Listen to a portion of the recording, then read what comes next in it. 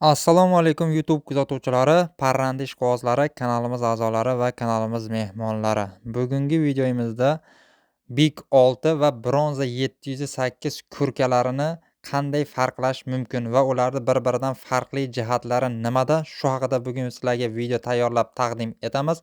Videomiz yoqsa bir dona like'ni bosib, kanalimizga yangi bo'lsangiz albatta kanalimizga obuna bo'lib qo'yishingizni so'rab qolgan bo'lardik va video davomida sotuvda mavjud bo'lgan Bronza 708 va Big 6 jo'jalari ham bor. Chiroyli qilib ma'lumotlarni sizlarga berib boramiz. Videoni oxirigacha ko'rib, to'liq ma'lumotga ega bo'lishingizni so'rab qolgan bo'lardik. Bo'lmasam biz videoni boshladik.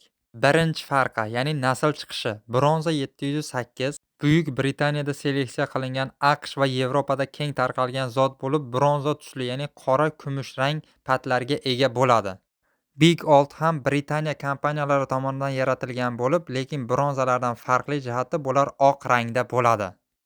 Go'shtini sifatidagi farqlari. Bronza 708 da go'shti ozgina qattiqroq va mazali. Mazasi yovvoyi kurgaga yaqinroq holatda bo'ladi.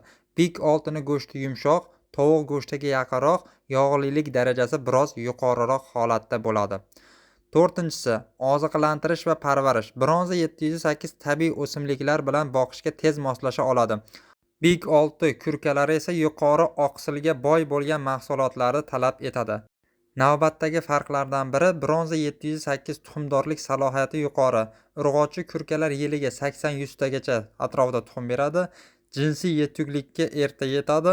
Shu bois fermerlar ko'pincha tabiiy urug'lantirishni qo'llaydi. Big 6 yirik vazni tufayli tabiiy urug'lantirish qiyin kechadi. Sun'iy urug'lantirish talab qilinadi. Tuxum berish miqdori 100 va 120 tani tashkil etadi yilida. Navbatdagi farq.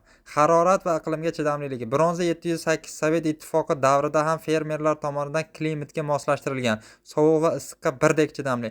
Big 6 esa sovuq va namlikka sezgir, issiqxona sharoitida boqish tavsiya etiladi. Keyingisi, faollik va harakatchanlik. Bronza 708 faol, ochiq maydonlarda erkin yuradi, parazitlar, bit va kanalarga qarshi chidamliroq. Big 6 esa vazni og'irligi tufayli kam harakat qiladi, ko'proq yemakxona atrofida dam olib yotadi.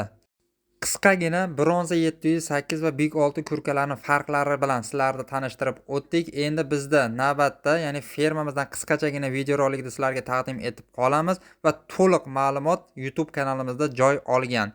Ya'ni bemalol YouTube kanalimizga o'tib ma'lumotlarga ega bo'lishingiz mumkin.